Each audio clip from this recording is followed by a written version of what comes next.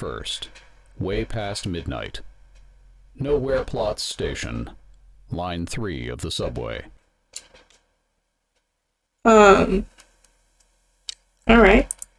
That's where you find yourself, waiting for the last train to take you home. Hasn't Mom ever told you to get a driver's license, or to think about returning from buck-wild Halloween parties earlier? Also, your costume is stupid. My costume isn't stupid, and so what? Even if it is full station decorated for Halloween, that's what people do. Anyway, learn to drive, you know, drinking, what kind of party would that be? So maybe it's not too late to get out of here and call a taxi. See, that's what people, even with driver's license, do. Those people top one. It really is now, isn't it? Although decorating stations is pretty new, wonder how big the subway company's budget was for all this they bought to life. Shaking your head in slight disbelief, you pull out your phone. No signal, it reads. Be not afraid, it also reads. I am not afraid. Aren't you? Having nothing else to do, you just look around the station. It's late, it is very much empty. As in, you are the only person here, desperately wanting to also not be here. Let's we'll turn down the music a little bit so I can hear the voice better. Look at the bones. Are they made of styrofoam? No, they would have been blown away by the wind.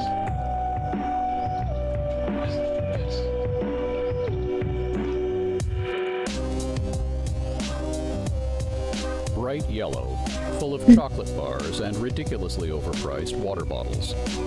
Doesn't accept cards, like the outdated evil machine it is. That's unfortunate. The veil is thinning. The red paint does look very organic alongside the whole Halloween design. You can't even tell if the graffiti was there all along, or if it's the work of some designer desperately wishing to be featured on Pinterest. I don't even know how Pinterest works. Potsdampirsch, 7 minutes. Genshagener Heide, 29 minutes.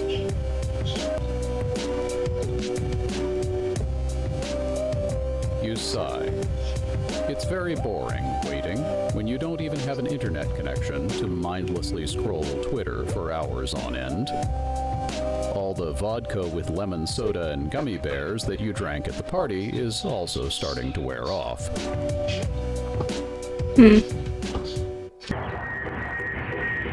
Take a nap. On one hand, you're slightly sleepy from the booze and staying up late. On the other hand, you are risking the possibility of missing your train and looking like a pathetic homeless party animal. Namely, a lost, overgrown lamb, if your Eurostore horns are any indicator. Good come into the darkness anyway. Of course, an old grumpy narrator is no authority for that foolish youth of yours. Despite your best intentions, your eyelids feel heavy, and, exhausted from waiting and doing nothing, you fall asleep. The wind is your only lullaby. Wake up. You are awoken by the sound of someone's quiet sobs, echoing across the empty station. There is a woman sitting on one of the benches now. It looks like she's crying. Approach her. You rub away the remnants of a shitty nap on a stiff bench from your eyes and cast a quick side glance at the woman. Maybe her feet hurt. Those heels look difficult to wear, yes, and her whole attire, it's either ridiculous or extremely designer. It's weird looking, but in a very expensive kind of way.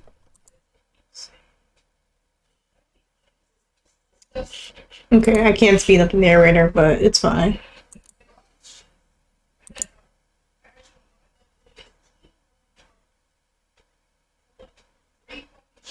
Okay, perhaps it's like if a top manager wanted to dress up for a costume party using only what they had in their high fashion wardrobe. It's weird enough to be eye-catching, but not strange enough to be read as in costume. I mean, no same person would wear red velvet in their daily life, but also no trashy Halloween costume store would make a velvet gown the structured and fitting. What is the story behind her outfit? Her crying? Her being here? She looks as if she definitely should have an SUV with a driver dressed in a black suit waiting to ferry her to her next appointment. Something must have saddened her enough, because it is a heartbreaking sign. Someone who should be harvesting the ripe fruits of life is instead crying alone and unseen after midnight at a subway. You approach her with compassion in mind, and maybe curiosity. Let's be honest, you're really curious about what brought her here.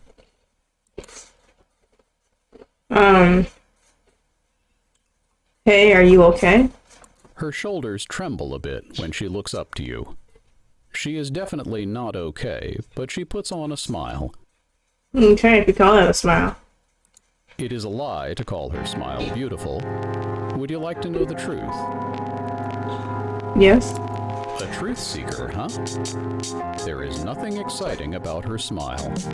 It's bleak and bland in its obligatoriness, a standard response of a person in her position. It's almost offensively predictable. There are no tears on her face, but her eyes are red. I am. I guess she is.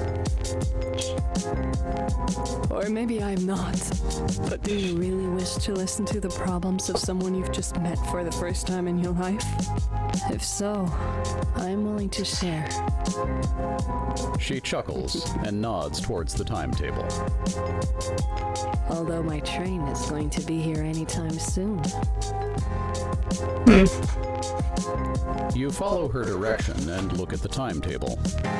Gehenna of Fire, anytime soon, it reads. There is also running text below. The heavens gates are closed for reconstruction. Please take alternative routes to salvation. See, anytime soon, although more precise timing would have been much appreciated. More precise timing, she said. Well, the prophecies are never known for their precision. She and the likes of her know what is coming, and for them, the year's difference is immaterial, insignificant before the end of all things. Take a seat, sweetie. You place your sweetie butt on a giant goat skull nearby. Or was it sweaty? You can't tell. My story is rather trivial, in fact. Look at me. You're looking. A successful rise to the top. Valued by the superiors. Respected by the subordinates. I have everything a woman could ask for. Except for a child. It might sound rude or intrusive, but she doesn't look old, you know? True. What stops you? Oh no. Oh no. You're not prepared to confront someone's possible infertility. It's hard even for medical professionals, and it always makes the other person in the conversation extremely uncomfortable and awkward. Like, how do you even offer comfort if there isn't one?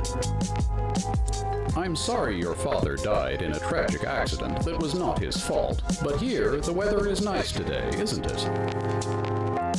My generation is too old. My blood is potent, and the elders of the clan forbade me from ever having a child. It is too late for me now. Adoption is an option. You mean your family? You mean the clan? No, I wouldn't go as far as to call them a family. They're more of a corporation than a dynasty nowadays. That's one messed up family for sure. But as they say, all happy families are the same, but every miserable one is messed up in its own way.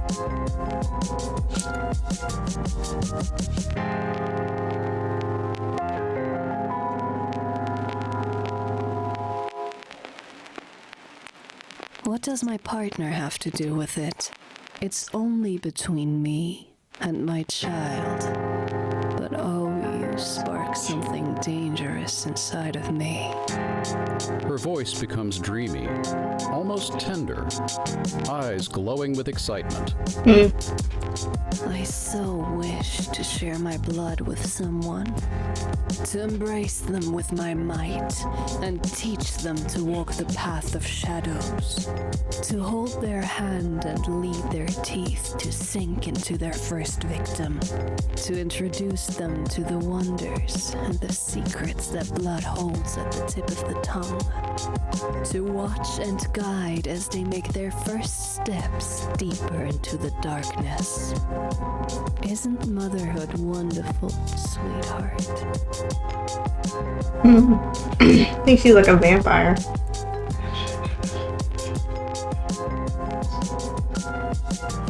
Okay.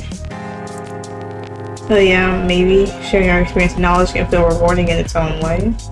You're entirely way too sweet. That's entirely way too condescending, despite how sad and vulnerable she looks. As if at her lowest, she is still more than you could ever dream to be. Can I hug you? Sure. It wouldn't be unreasonable to expect yourself to be enchanted right now.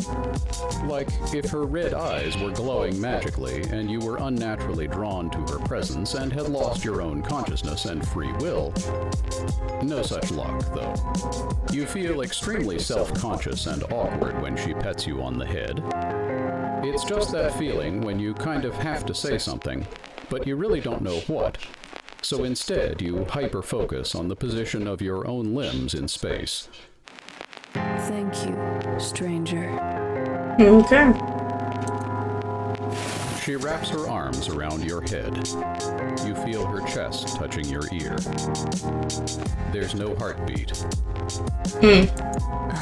I really should let you go, shouldn't I?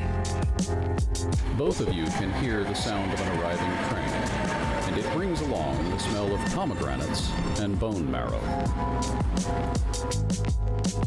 Thank you for the comfort, stranger. The smell is tangy, gamey, and surprisingly sweet in a rather nauseating way. Or would you like to join me, perhaps?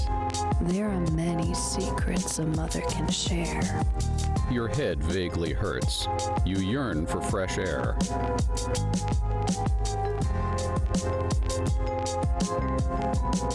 I'm gonna entertain this. The train arrives. I see. You are most welcome then. With a spinning head, you take her hand and follow her lead. The hand in yours is cold. And when the automatic doors close behind you, you take a seat in the empty car and close your eyes. Wherever you were trying to go before, it doesn't matter anymore. We will burn soon. Huh. Alright. Well, that was NowherePlatz. That was one of the endings going with the mother, who I'm guessing somewhere itchy the hockey stick to burn. That was cool. It's nice. So if you enjoyed this game and want to check out the other endings, of course I will link this game in the description below for y'all to do that. But if you enjoyed this video, of course don't hesitate to like, share, comment, subscribe, all that fun stuff. And with that being said, hopefully y'all had a good day, a good yesterday, a better tomorrow, and I will catch y'all in the next video.